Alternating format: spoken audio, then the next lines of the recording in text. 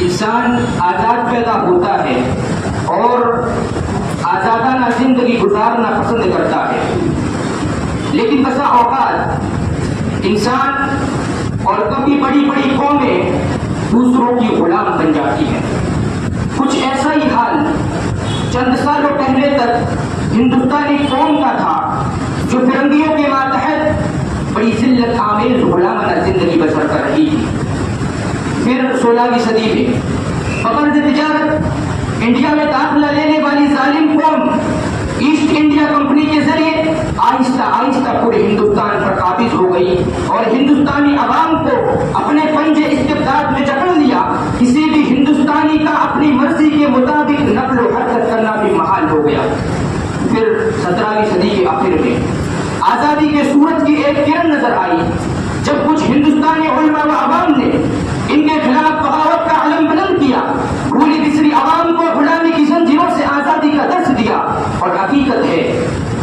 ہے کہ وطن سے محبت انسان کا اساسی اور فطری حق ہے، جس کو اللہ نے ہر ایک انسان کے دل و جگر میں ودیعت کر دیا ہے۔ اسی محبت کی خاطر سرزمین ہند کے استخلاص و آزادی کے لیے ہزاروں کی تعداد میں مسلم علماء و عوام نے اپنی قیمتی جانوں کی قربانیاں پیش کی۔ لیکن آج بالخصوص اس ملک کے اندر آج جن حالات سے ہم اور آپ گزر رہے ہیں، خاص طور پر مسلک اہل حدیث جس طرح سے نشانے پر ہے، جس طرح سے سلفیت کے نام پر اہل حدیثوں کو نشانہ بنایا جا رہا ہے، سلفیوں کو نشانہ بنایا جا رہا ہے، اس حکومت کے کچھ اداروں کے اشاروں پر جس طرح سے میڈیا اہل حدیثوں کو نشانہ بنا رہا ہے، سلفیوں کو نشانہ بنا رہا ہے، ہم ان کو یاد دلانا چاہتے ہیں کہ اگر بات سلفی ہوتی ہے، بات اگر وہابی ہوتی ہے، بات اگر اہل حدیث ہوتی ہے، تب پھر ہم سے متعلق گفتگو کرنے سے پہلے تم اپنی تاریخ بھی دیکھ لینا، ہمیں حدیثوں کی تاریخ آزادی کے سلسلے میں دیکھ لینا۔ حضرت گرامی ڈاکٹر تارا چند نے اپنی متعدد کتابوں میں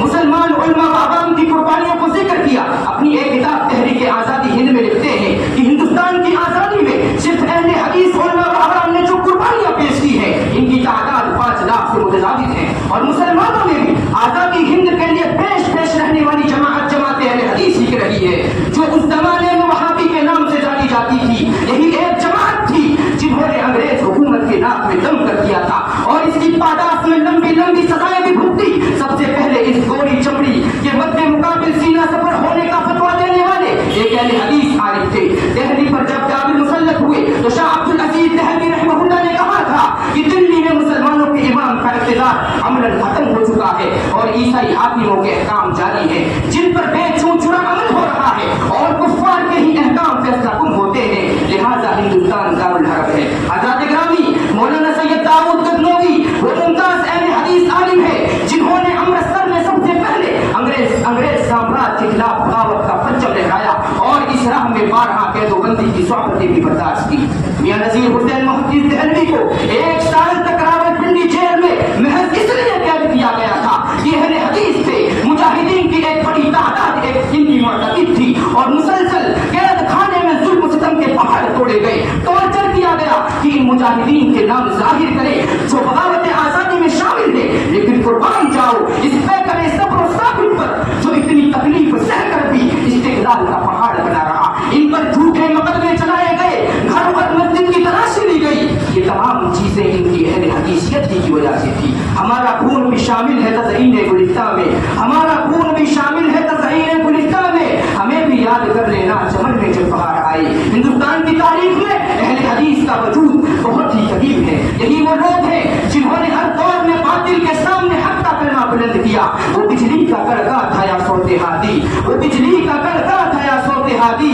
زمین ہند کی جس نے ساری ہلا دی۔ ہندوستان کا وہ انقلابی دور جو جنگ آزادی سے متصف ہے، تنگ نظری اور تعصبات کی عینک اتار کر وسیع ظرفی کے ساتھ تمام حالات کا باریک بینی سے جائزہ لیا جائے تو صرف اور صرف ایک جماعت نظر آئے گی جس نے خلوص اور نیک جذبے کے ساتھ پوری سرگرمی سے جنگ میں شریک رہی۔ بلا شک وہ جماعت اہل حدیث کی نظر آئے گی۔ تاریخ کے سنہرے اوراق علماء اہل حدیث کی بے مثال قربانیوں سے بھرپور ہے اور ہندوستان کی زمین ان کے خون سے اب تک لالزار بنی ہوئی ہے۔ جنہوں نے انگریز کی مخالفت میں اپنی جانیں قربان کی، پھانسیوں پر وہ لٹکائے گئے، کالا پانی بھیجے گئے، جیل کی سزائیں کاٹی، ان کی جائیدادیں ضبط ہوئی اور پہلو تک انہیں بھوکا پیاسا رکھ کر مسلسل مارا اور پیٹا گیا۔ کچھ ایسے نقش بھی راہ وفا में छोड़ आए हो, कुछ ऐसे नक्श भी राह वफा में छोड़ आए हो कि दुनिया देखती और तुमको याद करती है। हज़रत गिरामी तहरीक शहीदैन, जिसे हम तहरीक अहले हदीस से भी मौसूल कर सकते हैं, इसके बारे में बयां तौर पर कह सकते हैं कि हिंदुस्तान में सबसे पहली इस्लामी तहरीक थी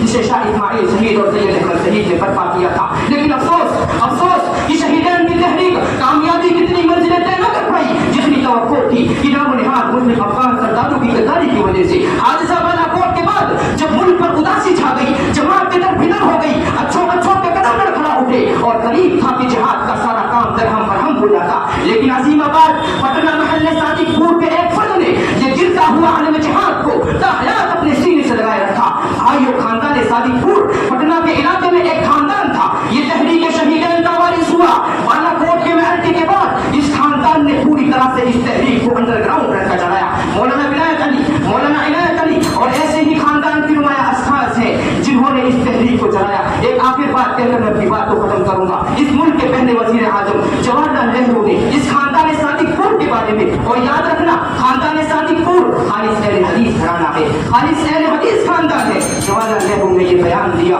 कि इस मुल्क की आजादी के सिलसिले में जिन्होंने भी कुर्बानियां दी हैं, इन तमाम की कुर्बानियों को अगर तराजू के एक पलड़े में रख दिया जाए और खानदान सादिकपुर की कुर्बानियों को एक पलड़े में रख दिया जाए तो वो पलड़ा जिसमें खानदान सादिकपुर की कुर्बानियां हैं वो पर गालिब आ जाएगा। अब मैं इस शेर के साथ अपनी बात को खत्म करता हूँ कि हम खून की किस्तें तो कई दे चुके, लेकिन हम खून की किस्तें तो कई दे चुके, लेकिन एक खाकी वतन फर्ज अदा क्यों नहीं होता। वो आखिर दावाना अल्हम्दुलिल्लाह रब्बिल आलमीन।